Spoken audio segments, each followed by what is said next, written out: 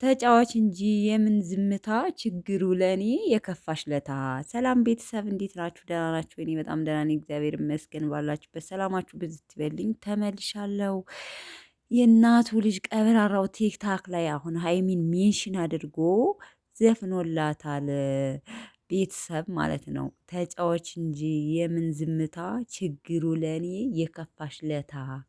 በቃ ችግር የሚሆነው አንቺን ሲከፋሽ ብቻ ነው እኔ ጋር ችግር የሚሆነኝ። ስለዚህ ዝም አትበይ፣ ከኔ ጋር ስትወኝ ተጫዋች፣ ፈታ በይልኝ፣ ተደሰችልኝ እያለ ነው ቤተሰብ ለሀይሚ ያድርሱላት። በነገራችን ላይ ሜንሽን አድርጎ ነው ስሟን የዘፈነው።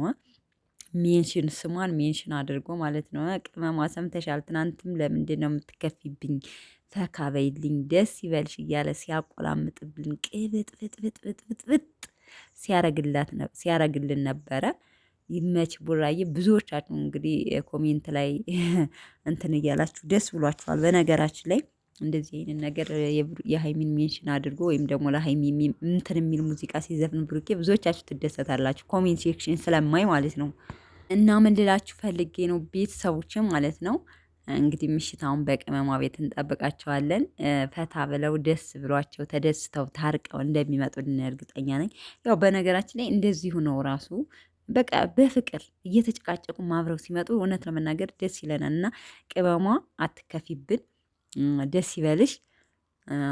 ብሩኬ እንግዲህ የጨነቀ ችግሩ ለእኔ የከፋሽ ለታ ነው፣ አንቺን ሲከፋሽ ነው ለእኔ ችግሩ እያለች ስለሆነ በተሻሽ መጠን አትከፊባት ማለት ነው። ቤተሰቦች ምን ትላላችሁ? ለማንኛውም እስኪ ምሽት እንጠብቃቸዋለን። ቤተሰቦች ወዳችኋለሁ። የቅመምና የቡራዬ ቤተሰቦች ቪዲዮውን ላይክ እያደረጋችሁ ተባበሩኝ። ወዳችኋለሁ ቤተሰቦች። መልካም ቆይታሽ። ባይ ባይ።